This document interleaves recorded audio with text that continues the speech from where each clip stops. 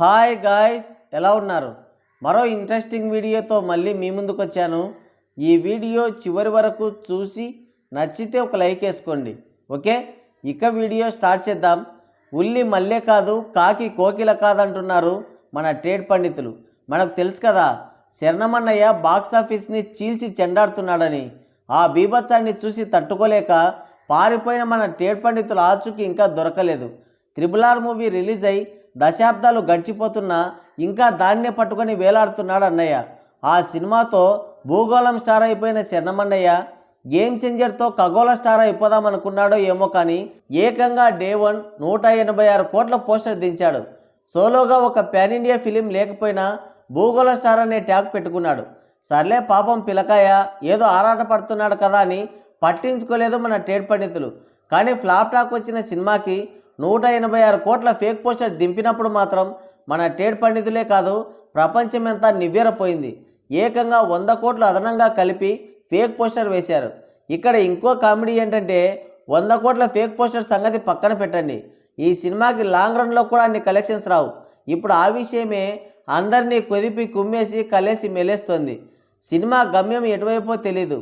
Flop అవుతుందో utter flop అవుతుందో అసలు తెలీదు.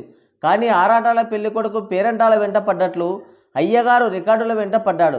అయితే ఈ పోస్టర్ కేవలం దేవర సినిమాని టార్గెట్ చేస్తూ రిలీజ్ చేశారని జగమెరిగిన సత్యం. ఇది చూసిన మన ట్రేడ్ పండితులు కాస్త గతంలోకి వెళ్ళారు. RRR మూవీలో చరణమన్నయ్య, జూనియర్ ఎన్టీఆర్ ఇద్దరూ కలిసి నటించారు. కానీ ఆ సినిమా క్రెడిట్ ఒక్కడే కొట్టేయాలని తన PR టీంతో అప్పటికప్పుడు భూగోళ స్టార్ అని పిలిపించుకున్నాడు శరణమన్నయ్య. ఇది ఎలా ఉందంటే ఆల్ రావు కానీ అగ్రతాంబుల నాకే అన్నట్టుంది.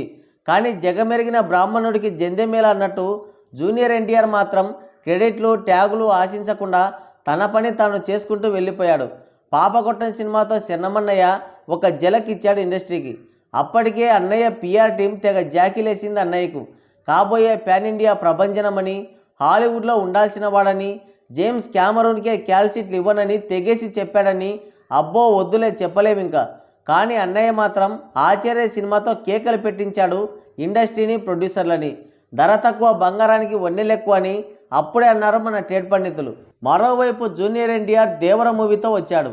ఆచార్య సినిమా ఫ్లాప్ అయి శరణమన్నయ్య క్రేజ్ అమాంతం పడిపోయిందని చెప్పి దేవర మూవీని బద్నాం చేయాలని, ఎన్టీఆర్ క్రేజ్ని పడగొట్టాలని మెగా ఫ్యాన్స్ శతవిధాలా ప్రయత్నించారు. మా గేదె చస్తే చచ్చింది కానీ ఎదురింటి గేదె పాలు ఇవ్వకూడదన్నట్లు దేవర సినిమా వెంట పడ్డారు. ట్రోల్ చేశారు, నెగిటివిటీ స్ప్రెడ్ చేశారు, చేతనైనంత పోరాడారు. ఫ్లాప్ చేయాలని శతవిధాలా ప్రయత్నించారు. దేవర సినిమాని ఫ్లాప్ చేస్తామని స్టేట్మెంట్లు కూడా ఇచ్చారు. కొరటాలని అడ్డుగా పెట్టుకొని ఎన్టీఆర్ని కొట్టాలని చూశారు. కానీ కాకులు శపిస్తే పిచ్చుకలు రాలుతాయా, పిల్లి శాపాలకు ఉట్లుడతాయా?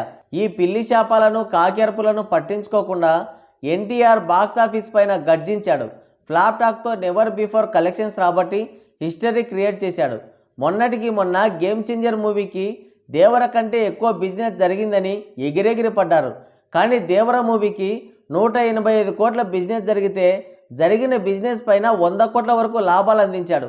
550 కోట్ల పైన గ్రాస్ కలెక్షన్స్ రాబట్టి దుమ్ము లేపాడు. గేమ్ చేంజర్కి 270 కోట్ల బిజినెస్ జరిగింది. కానీ రిలీజ్ రోజే శరణమన్నయ్య చేతులు ఎత్తేశాడు. ఇక రెండో రోజుకే షెడ్కి వెళ్ళిపోయింది సినిమా. మనది ఎంత ఉందనేది ముఖ్యం కాదు, మన స్టామినా ఎంత ఉందనేది ముఖ్యం అంటున్నారు మన ట్రేడ్ పండితులు. దేవర సినిమాకి ఫ్లాప్ టాక్ వచ్చిన, తీవ్రమైన నెగిటివిటీ స్ప్రెడ్ చేసిన, ట్రోలింగ్ చేసిన ఎన్టీఆర్ తన స్టార్ పవర్తో కలెక్షన్ల మోతం మోగించాడు. ఎన్టీఆర్ స్టార్ పవర్ ఒక కారణమైతే ఆయనకున్న కల్ట్ ఫ్యాన్ బేస్, మాస్లో ఆయనకున్న క్రేజ్ మరో కారణం. అందుకనే డే 1 వసూళ్లు కుమ్మేశాయి. ఎన్టీఆర్ మాస్ క్రేజ్ లాంగ్ రన్లో జనాలని థియేటర్స్కి రప్పించింది.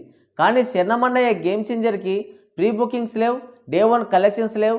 ఆ వచ్చిన అరాకొర జనాలు కూడా పీకే fans. OG cinema teaser release చేస్తామని చెప్పి వాళ్ళని మోసం చేసి థియేటర్కి రప్పించారు.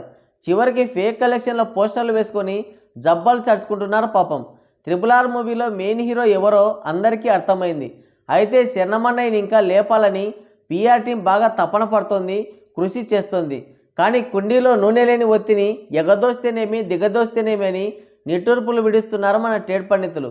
మరి మన భూగోళం స్టార్ క్రేజ్ గురించి, ఫేక్ కలెక్షన్ల గురించి మీరేమనుకుంటున్నారో మీ అమూల్యమైన అభిప్రాయాన్ని కింద కామెంట్ సెక్షన్లో కామెంట్ చేయండి. సో గాయ్స్, ఇది వీడియో. మరోసారి మరో ఇంట్రెస్టింగ్ వీడియోతో మళ్ళీ కలుద్దాం. Thank you. Take care. Bye bye.